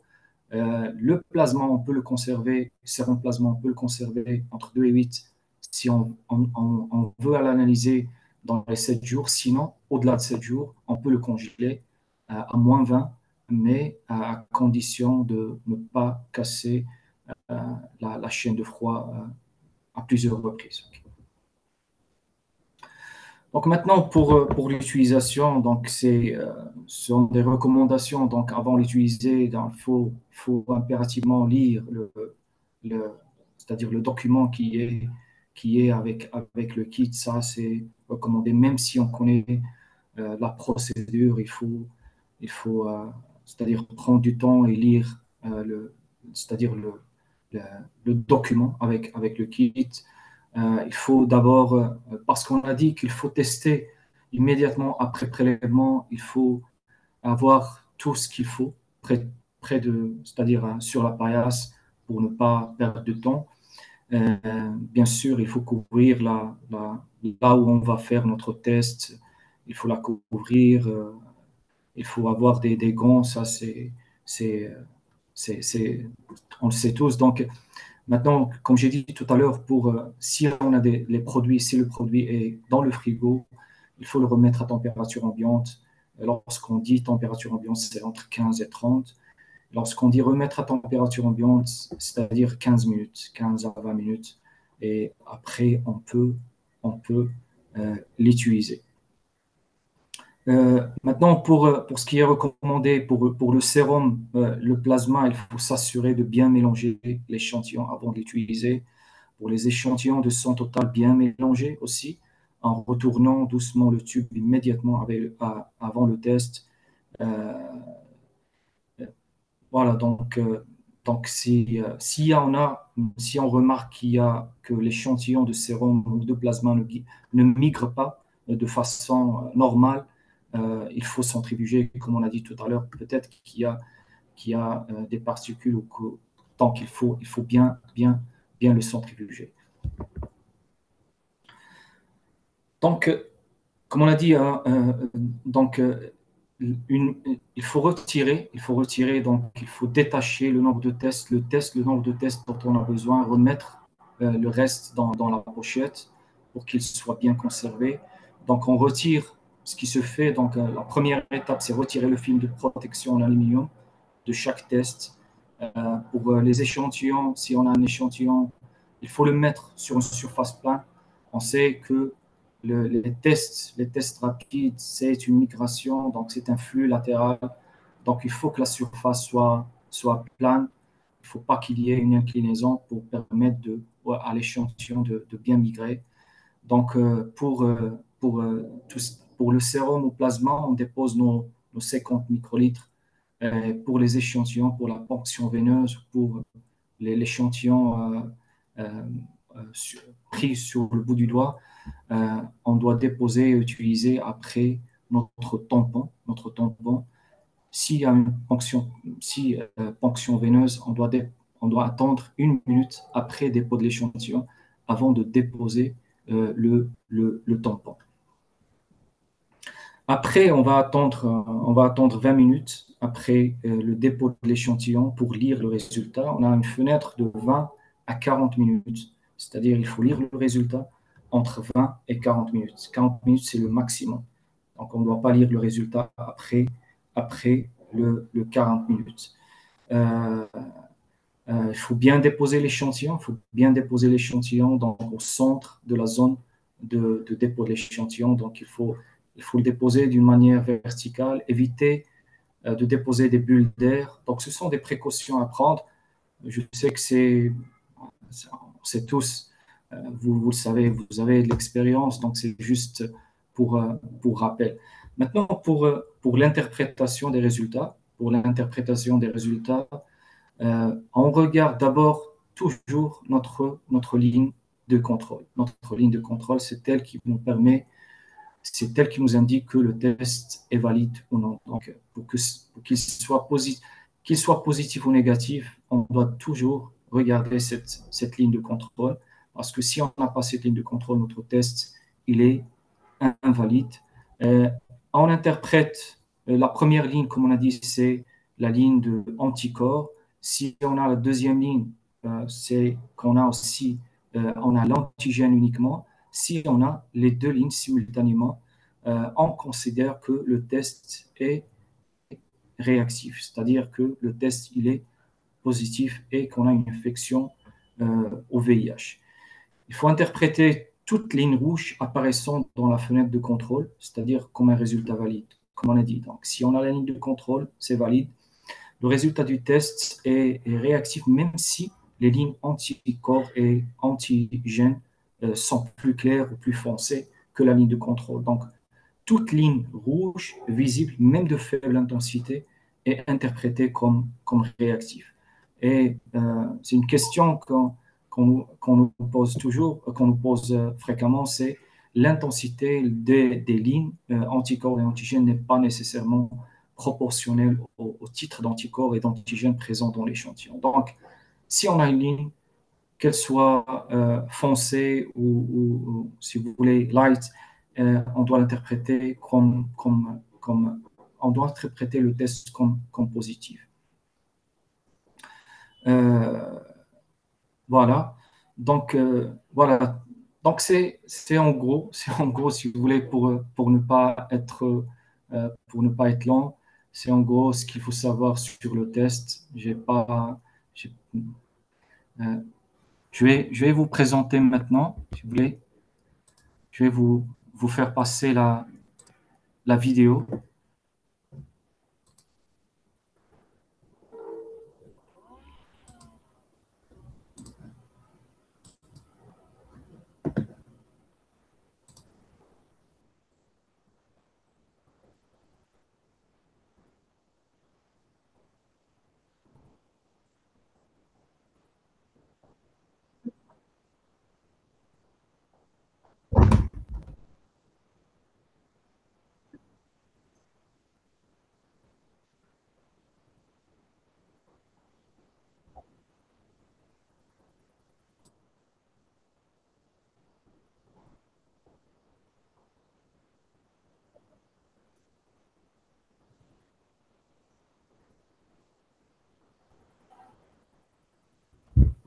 Monsieur Mohamed. Monsieur Mohamed. Pardon? Oui? Est-ce que la vidéo le son de la vidéo ne sort pas? OK. Ouais.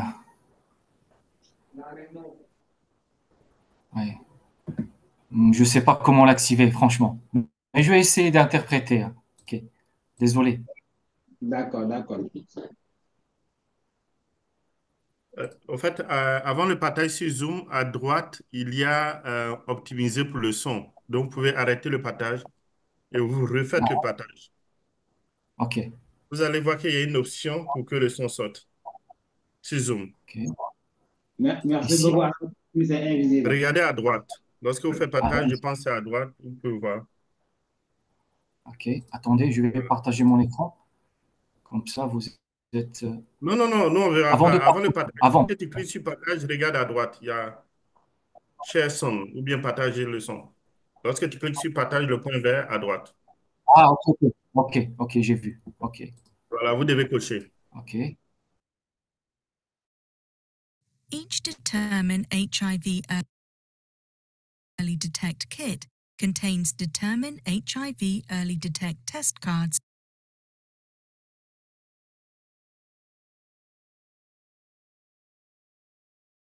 in a foil pouch, a package insert, HIV-1 and HIV-2, and the detection of non-immunocomplexed HIV-1 P24 antigen in human capillary and venous whole blood, serum or plasma.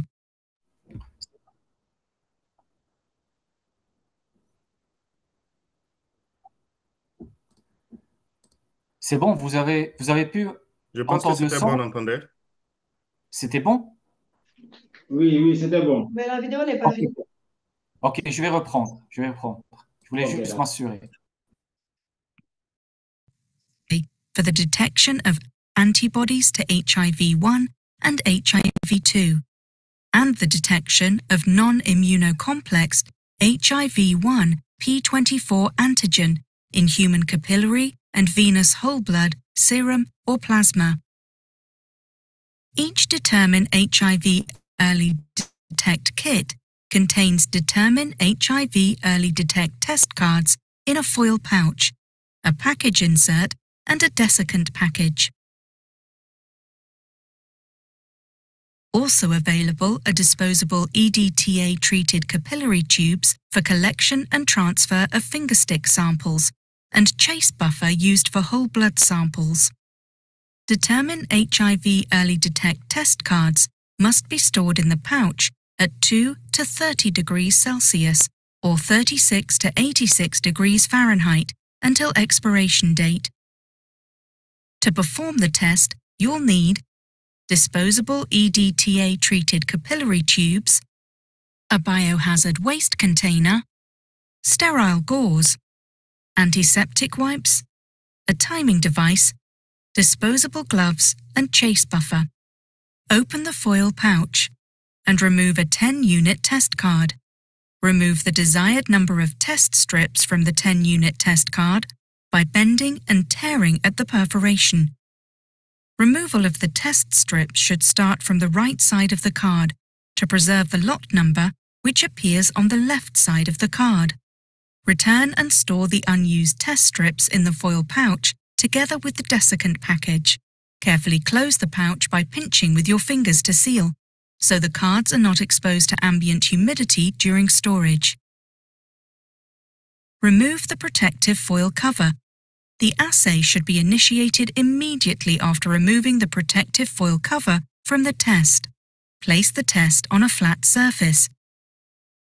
Clean the patient's finger with an antiseptic wipe. Allow the finger to dry thoroughly or wipe dry with a sterile gauze pad. Using a sterile lancet capable of producing 50 microliters of blood, twist off the protective cap. Press the lancet firmly against the skin, just off the center of the finger pad, to puncture the skin. Wipe away the first drop with sterile gauze. Avoid squeezing the fingertip to accelerate bleeding. Collect the sample of blood by holding the capillary tube horizontally and touch the tip of the capillary tube to the blood sample. Do not apply pressure to the finger with the capillary tube. Filling of the capillary tube is automatic. Maintain this position until the flow of the sample has reached between the two marked lines, and pull the tube away from the blood drop to stop the filling. If more blood is needed, apply pressure or squeeze the punctured finger to draw more blood. Place the capillary tube containing the blood sample onto the middle of the sample pad marked by the arrow symbol at an upright vertical position. Do not lift the capillary tube from the sample pad before all the blood has been transferred, because a bubble may form, which will prevent the complete transfer of sample. Wait until all the blood is transferred from the capillary tube to the sample pad. Hold the bottle vertically and apply 1 drop of chase buffer to the sample pad. Discard the used capillary tube, test strips, and any other test material into a biohazard waste container.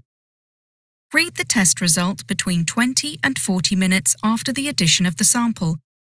Do not read the results after 40 minutes. Interpretation of test results. Antibody reactive. A red control line appears in the control area, and a red antibody line appears in the lower test area of the test strip. The intensity of the antibody and control lines may vary. Any visible red line in both the control and lower test areas, regardless of intensity, is considered reactive. A reactive test result means that HIV-1 and/or HIV-2 antibodies have been detected in the specimen. Antigen reactive. A red control line appears in the control area, and a red antigen line appears in the upper test area of the test strip. The intensity of the antigen and control lines may vary. Any visible red line in both the control and upper test areas, regardless of intensity, is considered reactive. A reactive test result means that HIV-1 P24 antigen has been detected in the specimen. Antibody and antigen reactive. A red control line appears in the control area, and a red antibody line appears in the lower test area, and a red antigen line appears in the upper test area.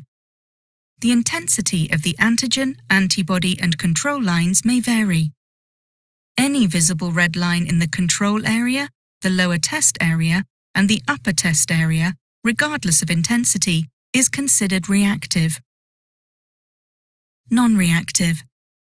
A red control line appears in the control area of the test strip, and no red antibody or antigen line appears in the lower test area and the upper test area of the test strip respectively. A non-reactive test result means that HIV-1 or HIV-2 antibodies and HIV-1 P24 antigen were not detected in the specimen. Invalid result. No control line.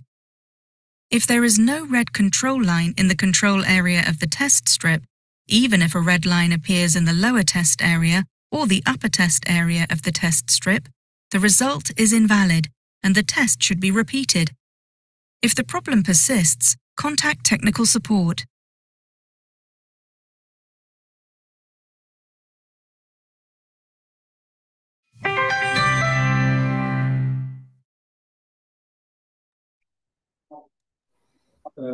Merci Voilà, beaucoup. j'ai terminé. Je m'arrête. Oui, j'ai terminé. J'ai terminé.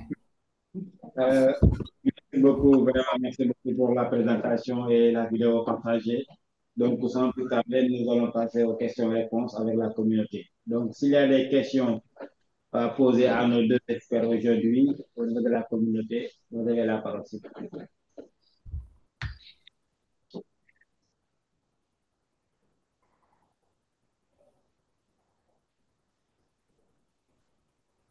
Est-ce que vous avez des questions?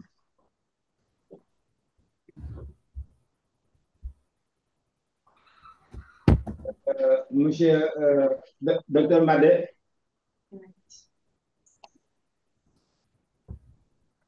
Dr Madé. Oui, merci, monsieur le facilitateur. Et merci beaucoup aux deux experts qui nous ont servi des présentations qui sont assez claires. J'ai une question à poser au deuxième expert qui a fait la présentation sur le développement IRS-Detect.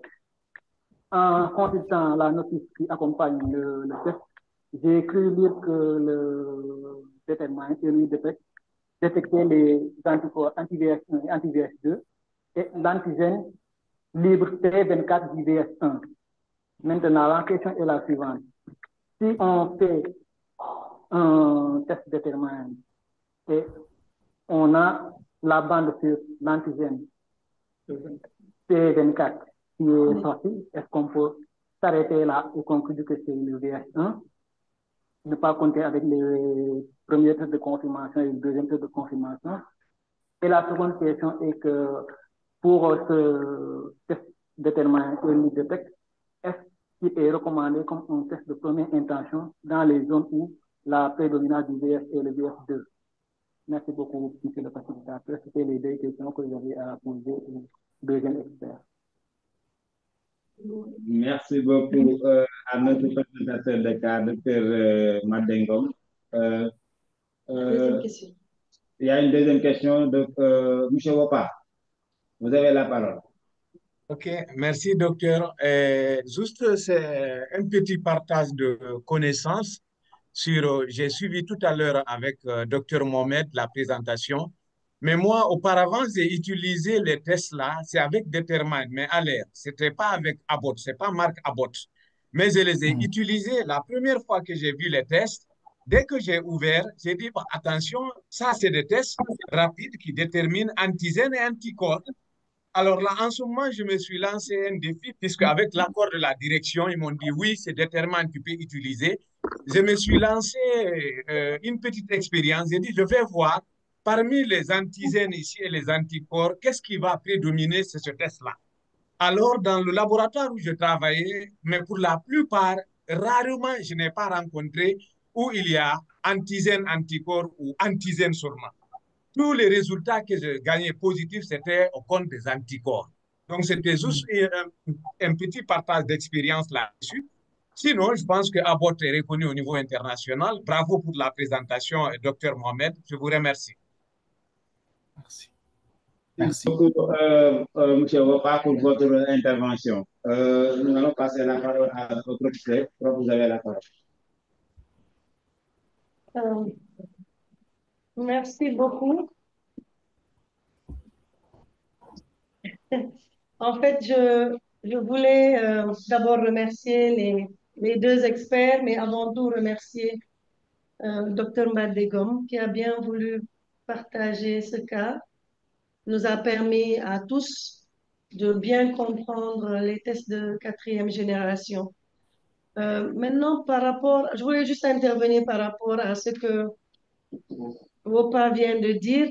En fait, les tests, comment dire, avant c'était à l'air, maintenant c'est à Abbott, parce que très souvent, il y a des rachats de marques qui se font. Donc, effectivement, ce test existait avant.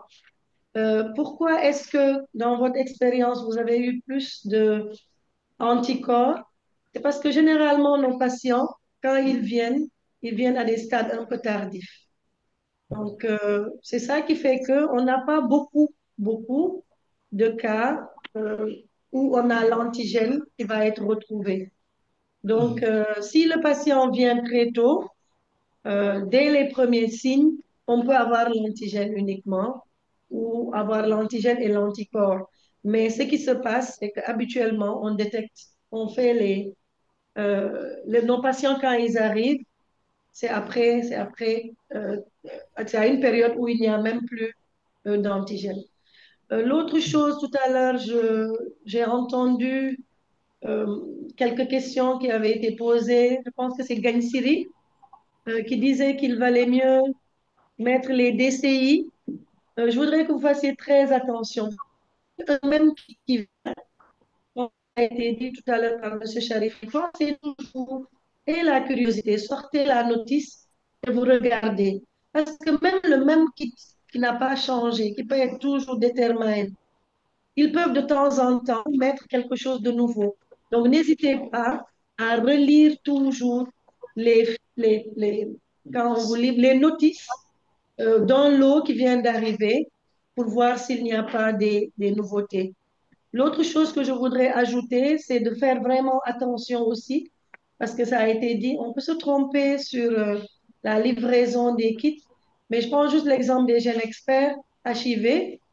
Ils ont la même, il n'y a même pas de différence entre le test qualitatif et le test de charge virale. Donc, vraiment,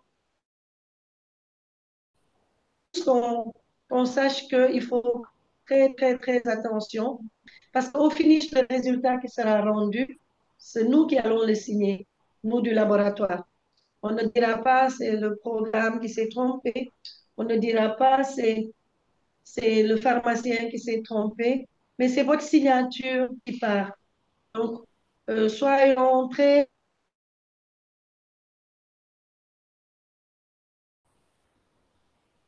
ailleurs, comme ça a été dit par Dr Ndiaye, voilà, il y a eu des dysfonctionnements à un plus haut niveau. Donc, voilà les éléments que j'aimerais, en tout cas, sur lesquels j'aimerais intervenir. Je vous remercie. Merci beaucoup, professeur. Merci beaucoup pour votre intervention. Est-ce qu'il y a d'autres questions avant de retourner vers Mohamed? Madé, vous avez levé la main. Docteur Madé. Non, c'est...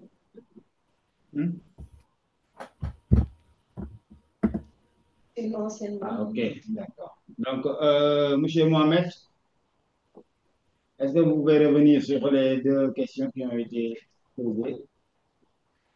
Je n'ai pas bien saisi la première question. Je pense qu'il a parlé de test de première intention, deuxième intention.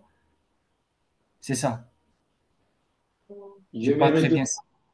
D'accord. Donc, je vais retourner vers Dr Ngom s'il peut revenir sur sa question. Oui, merci, monsieur le félicitateur.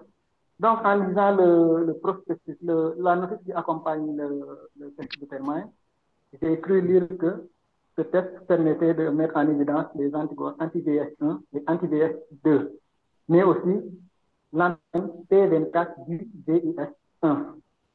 C'est pourquoi je demande, est-ce que lorsqu'on fait un test et que la bande de l'antigène P24 apparaît, est-ce que cela suffit pour conclure que c'est le VIH1, puisque ça détecte l'antigène P24 du VIH1, et par ricochet de ne pas faire les tests de première intention et de deuxième intention. La deuxième question était, puisque ça détecte l'antigène P24 et les anticorps anti-VH1 et anti-VH2, est-ce que ce test serait recommandé dans les zones où le VIH2 prédomine? C'est bon? D'accord. Merci beaucoup, Dr Madé. Monsieur Mohamed, vous avez la parole. Désolé encore une fois, parce que le son n'est pas très clair. Vous pouvez reprendre la question. Là, je vous entends très bien. Désolé. D'accord. Nous retournons vers notre premier expert. Il va revenir sur la question. Okay. Bon, est-ce que je ne vais pas en profiter pour répondre à la question de Dr Mohamed? En fait, Dr Badé, les tests Determine ne sont pas des tests discriminatifs. Donc, Determine ne te dit pas si c'est VIH1 ou VIH2. Donc, Determine, même si ça détecte le profil 1, le profil 2, il y a également la présence de l'antigène P24, mais ça ne te permet pas de savoir si c'est du VIH1 ou c'est du VIH2. Donc, c'est un test. Exactement. Ouais. Exactement. Il ne fait pas la différence. OK. D'accord. Donc, pour un peu continuer sur la suite, donc on ne peut pas dire que c'est du VIH1 ni du VIH2. Donc, il faut faire des tests de confirmation, première confirmation avec les tests qui sont discriminants. Ici, c'est le SDF Line qui peut te permettre de dire c'est positif, mais aussi c'est VIH1 ou bien VIH2. Et puis là, des tests de confirmation également. Exactement, il ne faut pas. OK. Je voudrais réagir sur ça. Madé, effectivement, je pense que Dr Ousseynou Gueye même pourrait le confirmer. P24, certes, c'est VIH1, mais des fois, des échantillons VIH2 peuvent avoir la P24. Il y a beaucoup de cross-réactivité. Donc, on ne peut pas se baser seulement sur la P24 pour dire c'est VIH1, même si dans le discours de M. Charifi, il avait dit c'est la P24 du VIH1. Nous savons tous que dans la structure, la P24, elle est VIH1 et que pour le VIH2, c'est la P26. Mais il y a une cross-réactivité. Donc, ce n'est pas parce que la P24 est sortie que c'est forcément HIV1. Dans tous les cas, il faut suivre l'algorithme et faire 2 autres tests pour avoir un résultat final. Merci. Merci beaucoup, professeur. Monsieur Mohamed, est-ce que vous avez quelque chose à dire? Oui, juste, vous êtes, c'est sûr, vous êtes les experts, mais moi, en tant que je travaille chez Avot, je dois me limiter à ce qui est dans la notice. Donc, la P24, pour moi, c'est VIH1. Maintenant, pour les anticorps, c'est VH1 ou VH2, donc il n'y a pas de différence. Mais vous êtes les experts, donc cette cross-réactivité, vous savez mieux que moi ça. Ok, désolé. Okay. Non, en fait, je voulais juste qu'on fasse juste attention parce que effectivement, la bande P24 toute seule, on peut penser que c'est une orientation claire vers le VIH1. C'est ce que je voulais juste alerter. Vous avez raison, effectivement, la P24, c'est une bande du VIH1. Je suis d'accord avec vous. Mais je disais que on peut avoir des réactivités croisées entre le HIV1 et le HIV2. On n'est pas en contre, on n'est pas... On parle même de réactivité. Hein. Notre algorithme, on conclut un résultat positif sur la base de 3 tests. Donc, avec un seul test, on ne peut pas dire que c'est positif. Vraiment, merci beaucoup pour les échanges. C'était très, très, très intéressant. Donc, est-ce qu'au niveau de la communauté, il y a d'autres questions?